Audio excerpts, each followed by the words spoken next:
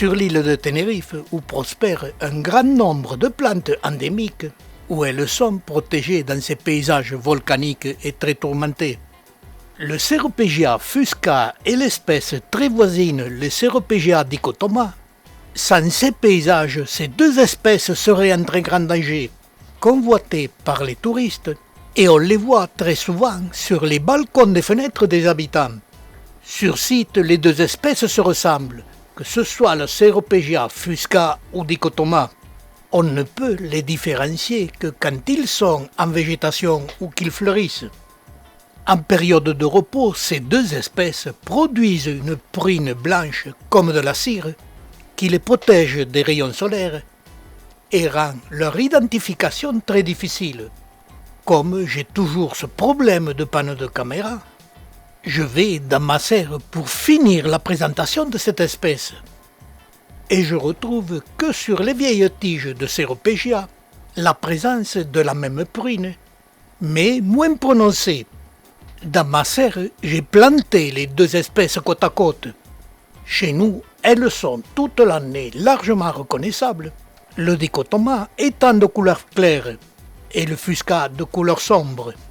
Une particularité qui sur site existe aussi. Les dichotomas ont un développement plus important que le fusca, mais ne peut se remarquer que sur les vieux sujets. Les jeunes pousses, que ce soit sur site ou en collection, sont toujours identiques pour les deux espèces de couleur sombre.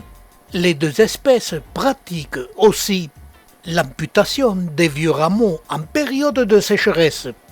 Mais la floraison est différente pour l'espèce Ceropegia dichotoma, par sa forme plus allongée, mais aussi par sa couleur.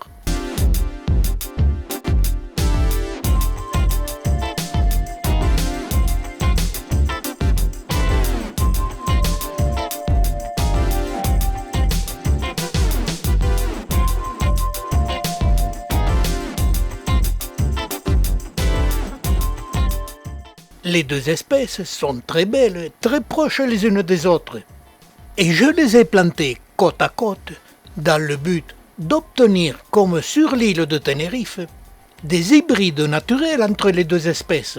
Je n'interviens pas sur les fleurs. Je laisse, comme sur l'île de Tenerife, la nature accomplir son œuvre d'évolution. Sur un secteur de l'île de Tenerife, il y a des centaines d'hybrides naturels et de différentes couleurs.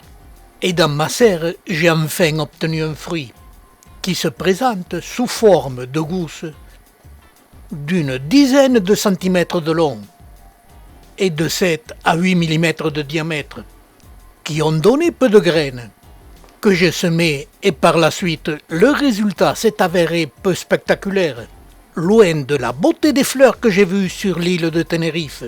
Mariage entre l'espèce dichotoma et fusca. À cause de la panne, je n'ai pas pu ramener des images de ces superbes fleurs d'hybrides naturels. Une dernière particularité sur le Ceropegia fusca, en séparant la pointe des pétales, les fleurs s'épanouissent totalement.